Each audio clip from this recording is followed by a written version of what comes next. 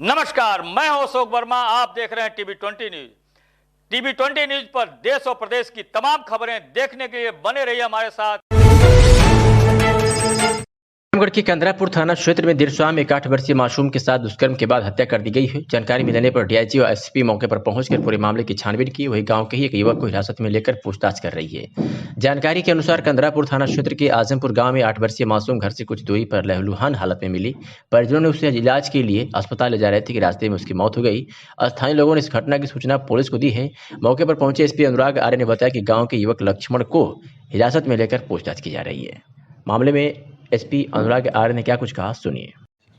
कल रात में लगभग 9 बजे थाना क्षेत्र कंदरापुर अंतर्गत आजमपुर गांव में एक 8 वर्षीय बच्ची की मृत्यु की सूचना प्राप्त हुई। तत्काल मौके पर जाकर डीआईजी सर और मेरे द्वारा घटनास्थल निरीक्षण किया गया एवं बच्ची के परिजनों से वार्ता की गई। परिजनों व गाँव वालों से हुई वार्ता व छानबीन एवं परिजनों द्वारा गाँव के ही लक्ष्मण उम्र 22 वर्ष, जिसका घर लगभग पीड़ित घर से 100 मीटर की दूरी पर है, इसके द्वारा दुष्कर्म व हत्या की आशंका के आधार पर थाना कंदरापुर पर धारा 376, 302 आईपीसी व पॉक्सो एक्ट के अंतर्गत एक नामजद अभियुक्त लक्ष्मण पुत्र पप्पू माली के विरुद्ध एफआईआर पंजीकृत की गई है। अभियुक्त से हिरासत में लेकर विस्तृत पूछताछ की जा रही है। फील्ड यूनिट द्वारा घटनास्थल से साक्ष्य संकलन किया गया है। मृत्यु का कारण पोस्टमार्टम रिपोर्ट के बाद स्पष्ट होगा।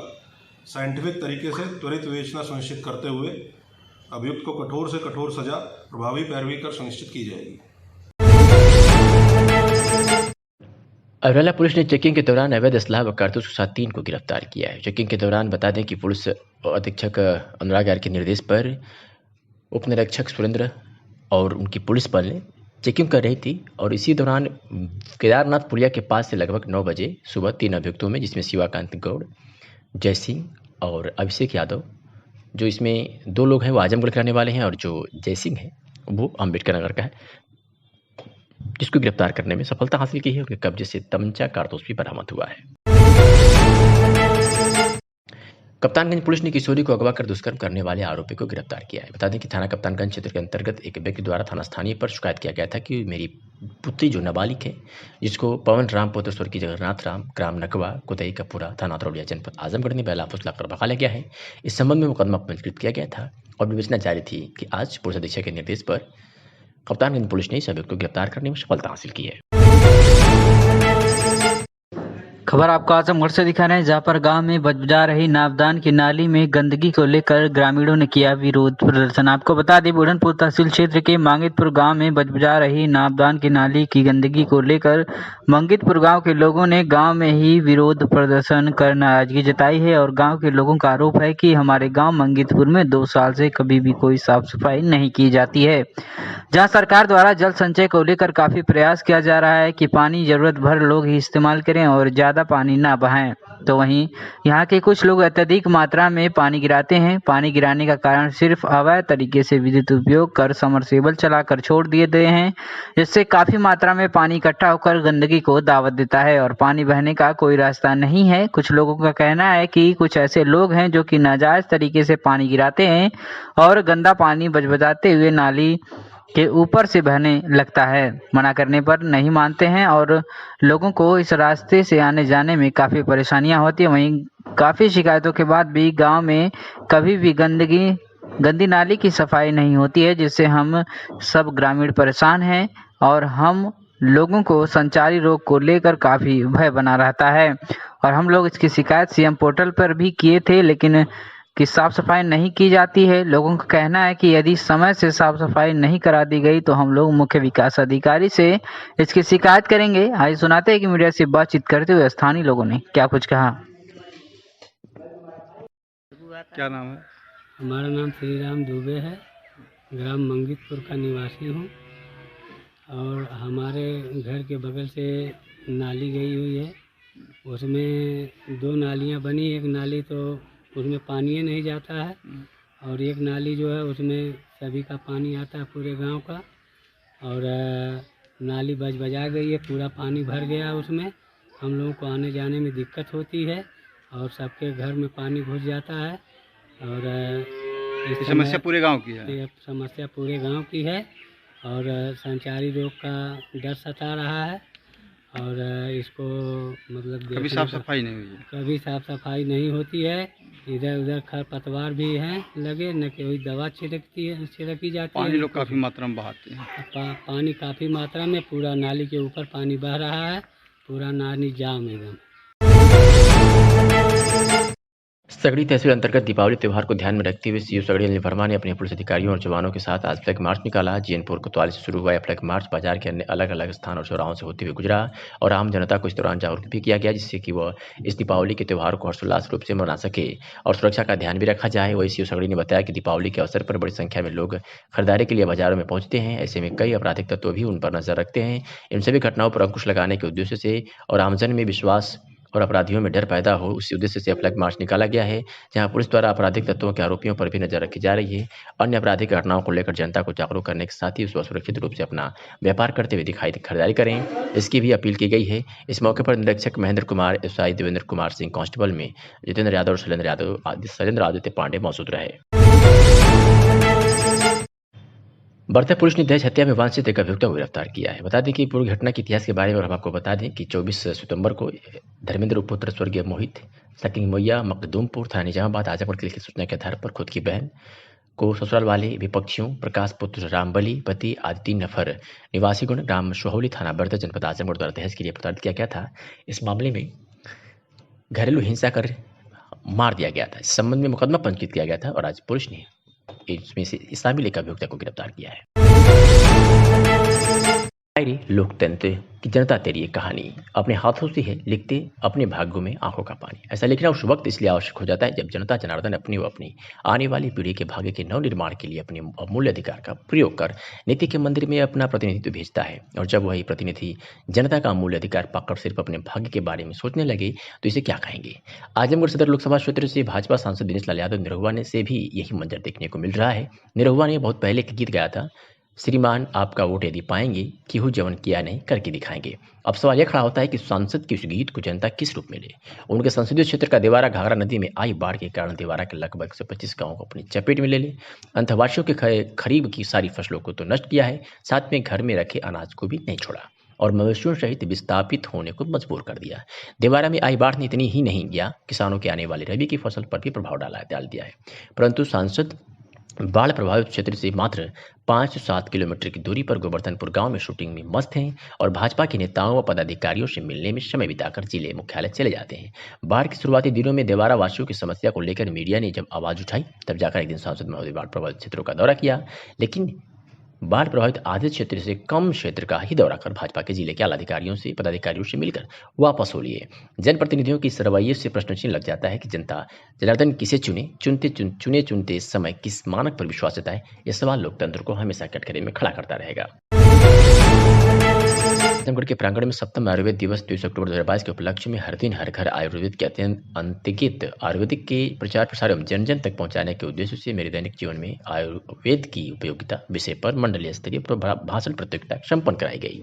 सर्वप्रथम अपर जिलाधिकारी आजाद भगत सिंह के द्वारा दीप प्रज्वलित कर धन्वंतरी एवं सरस्वती वंदना के साथ कार्यक्रम का शुभारंभ किया गया। तत्पश्चात प्रतियोगिता से संबंधित नियमों को प्रतियोगी छात्रों को बताया गया। इसके पश्चात प्रतियोगिता का प्रारंभ मंडल के तीनों जिलों मऊ, बलिया, आजमगढ़ के बच्चों के बीच कराया गया। निर्णायक मंडल द्वारा 5 बच्चों का चुनाव किया, जिसमें प्रथम पुरस्कार Nitish Kumar Pandey DAV inter college Mau, द्वितीय पुरस्कार रितेश यादव उद्योग विद्यालय इंटर कॉलेज कोयलसा, तृतीय पुरस्कार विजेता कुमारी शुभ्रा सिंह डॉक्टर रामविचार रामरती बलिया विद्या मंदिर रामपुर उदय भानपुर बलिया, चतुर्थ सांत्वना पुरस्कार विजेता कुमारी लकी भूषण सुखपुरा इंटर कॉलेज सुखपुरा बलिया, एवं 5वां सांत्वना पुरस्कार विजेता हिमांशु वर्मा प्रतिभा निकेतन अतलस पोखरा आजमगढ़ को दिया गया। स्थानीय विकासखंड के सभागार में सब मिशन और एग्रीकल्चर एक्सटेंशन योजना के अंतर्गत विकासखंड स्तरीय कृषि गोष्ठी का आयोजन अग्रणी कृषक राधेश्याम यादव की अध्यक्षता में संपन्न हुआ। इस गोष्ठी में मुख्य रूप से कृषि सूचना तंत्र के सुदृढ़ीकरण एवं कृषक जागरूकता कार्यक्रम के लिए खंड स्तरीय कृषि निवेश मेला आयोजित किया गया। कार्यक्रम के मुख्य अतिथि भाजपा जिला उपाध्यक्ष चंद्रजीत तिवारी एवं विशेष अतिथि मंडल अध्यक्ष भाजपा सुनील पांडे रहे। इस गोष्ठी में किसानों को विभिन्न विषयों जैसे प्रधानमंत्री किसान सम्मान निधि, पराली प्रबंधन, बीज शोधन, मिट्टी शोधन, समय से रबी फसलों की बुआई, जिप्सम खाद का प्रयोग इत्यादि विषयों पर जानकारी दी गई। इस कार्यक्रम में जिले में आए हुए NFSM के सलाहकार अनिल कुमार सिंह ने उपस्थित किसानों को संबोधित करते हुए बताया कि किसान धान की फसल कि कटाई के उपरांत पराली प्रबंधन पर विशेष ध्यान दें, खेत में पराली न जलाएं, जिससे जमीन की उर्वरा शक्ति प्रभावित होती है तो वही पर्यावरण दूषित होता है। पराली जलाने से खेत की मिट्टी कठोर होती है। इसके साथ ही साथ पूसा क्षेत्र वाले किकार जिप्सम का प्रयोग करके जमीन को उत्पादन हेतु बना सकते हैं। उन्होंने कहा कि रबी फसल की बुआई के पहले किसानों को अपने खेतों की मिट्टी टेस्ट करा लेनी चाहिए, जिससे खेती में जिस तत्व की कमी है उस तत्व उर्वरक के रूप में डालकर किसान रबी फसल की बुआई करें, जिससे अच्छा उत्पादन होगा। किसान जब समृद्ध होगा तभी देश विकसित होगा। कार्यक्रम के आयोजक सहायक विकास अधिकारी कृषि अली अहमद अंसारी ने बताया कि किसान सम्मान निधि के जो मृतक लाभार्थी रहे हैं उनके वारिस अपना नया पंजीकरण कराकर योजना का लाभ ले सकते हैं। सम्मान निधि योजना का लाभ परिवार में केवल एक लोगों को ही प्राप्त हो सकेगा। आज सुनाते हैं कि NFSM के सलाहकार अनिल कुमार ने क्या कुछ कहा। सर, आज पटरिया विकास खंड में कृषि मेला लगता है, क्या है, कैसे है? इसके कृषि सुदृढ़ीकरण के तहत जो है किसान गोष्ठी का आयोजन किया गया है। किसानों को जागरूक करते हुए जो है ये आने वाले रबी सीजन की सारी जानकारी से उनको जागरूक करने का जो है इसका मूल उद्देश्य है।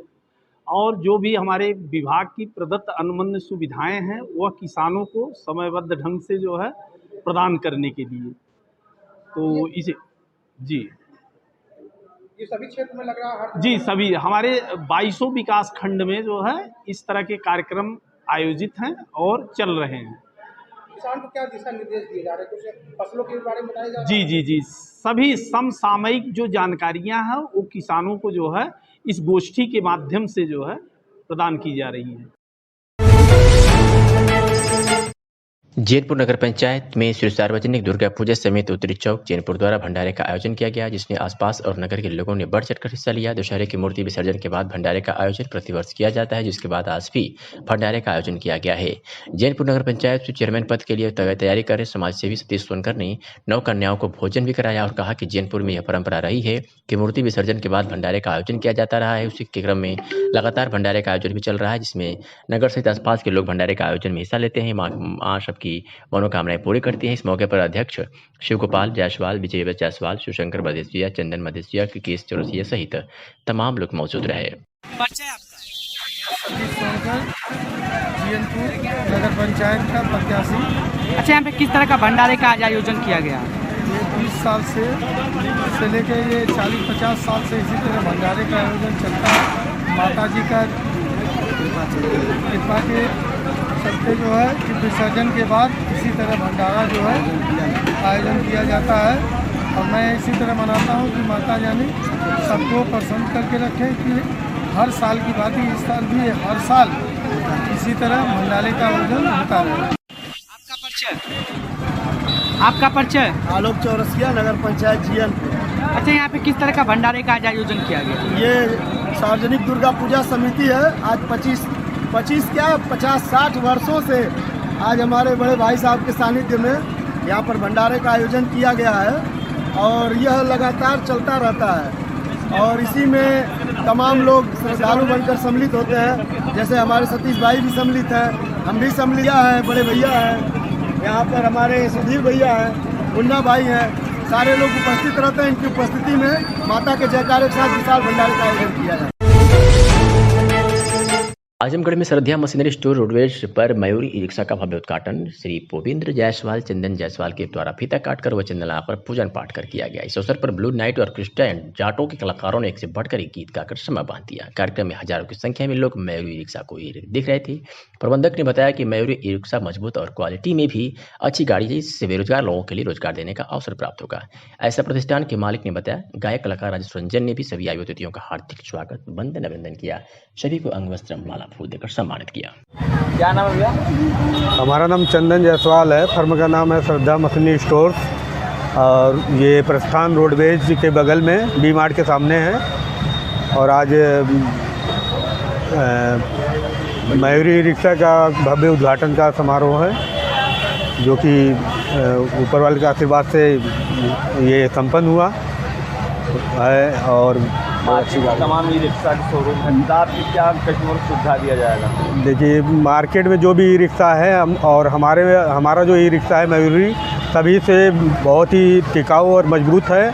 और माइलेज में 150 प्लस का इसका एवरेज है। 5 बैटरी में भी उपलब्ध है और 4 बैटरी में भी उपलब्ध है। इसमें MS ऐसे सभी मॉडलों में उपलब्ध है।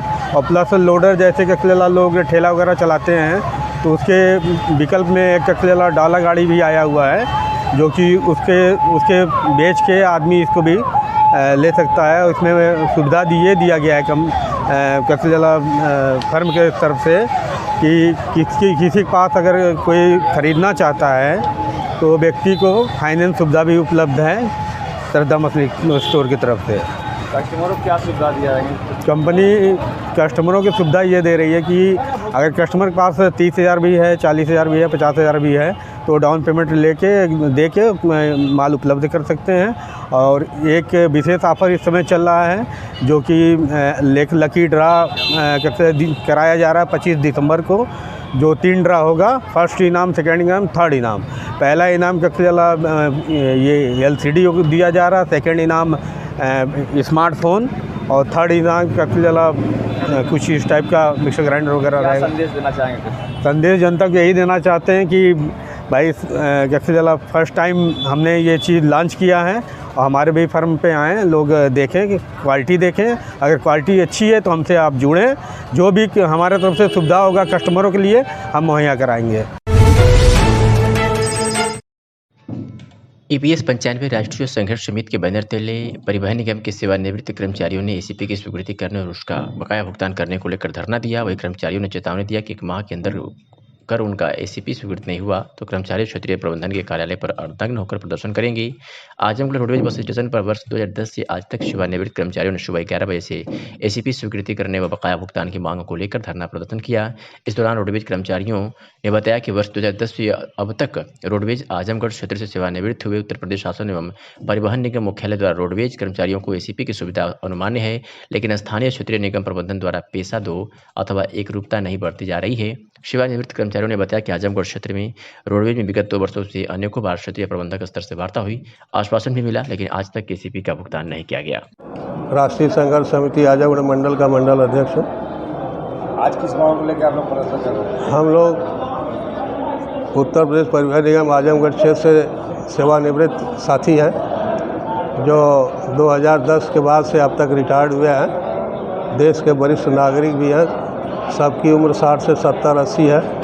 हमारे यहाँ क्षेत्रीय प्रबंधक स्तर से हमें ACP की सुविधा मिलनी चाहिए, लेकिन क्षेत्रीय प्रबंधक स्तर से इसमें कोई रुचि नहीं ली जा रही है। इनसे 2 बार आग्रह भी हुआ, पत्र 2 बार लिख के दिया गया। ये हमारे पूर्व की मीटिंग में 18 अगस्त की मीटिंग में आए थे। हम लोगों ने इनका अभिनंदन भी किया, स्वागत भी किया और अपनी बात बताई। इन्होंने कहा कि मैं बहुत जल्द 1 महीने के अंदर सब कर दूंगा, लेकिन 3 महीने हो गए और अभी तक इन्होंने कुछ भी नहीं किया। और बातचीत व्यक्तिगत मौखिक करने पर कहते हैं कि परिवहन निगम में अभी इनकम बहुत डाउन है, अभी हम उसको नहीं स्वीकृत करेंगे। कहते हैं कि यह इनकम में व्यय में खर्च हो जाए, इन्वेस्टमेंट में आएगा।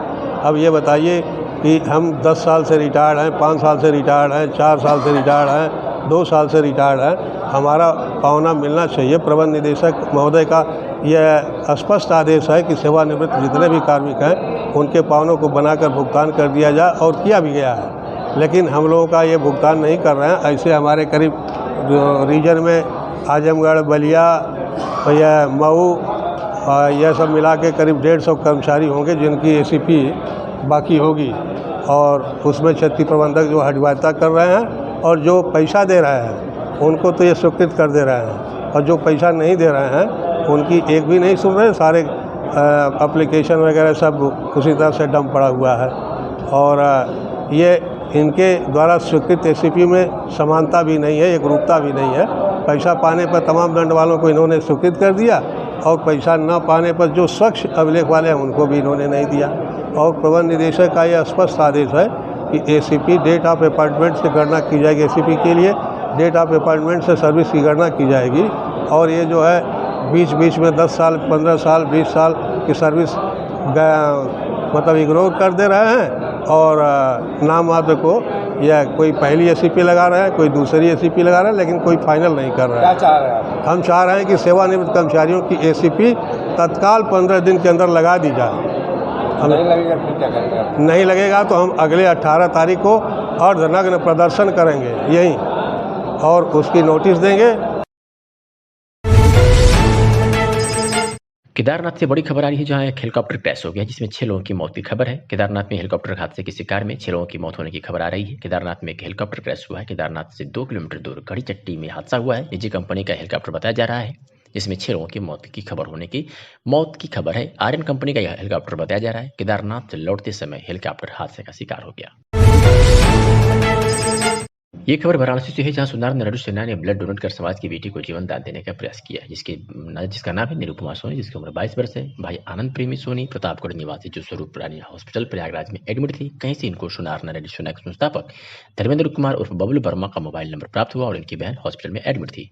बड़ी आशा एवं उम्मीद से इन्होंने बबलू वर्मा से संपर्क किया और अपनी बहन की तबीयत के विषय में जानकारी दिया। तुरंत सुनार नरेश सेना की टीम के प्रदेश अध्यक्ष श्रवण कुमार सेठ, जिला अध्यक्ष वाराणसी अविनाश सेठ, महानगर प्रभारी वाराणसी विशाल सेठ को इस मामले से मदद करने के लिए सहयोग करने के लिए लगाया गया। तुरंत जिला अध्यक्ष ने प्रयागराज के लोगों से संपर्क तत्काल में 2 यूनिट ब्लड उपलब्ध कराया और पीड़ित व्यक्ति की इस दुख की घड़ी में स्तंभ बनकर उनका मनोबल बढ़ाने का कार्य किया। नरेश सेना ने कहा है कि यह कार्य निरंतर करते रहेंगे।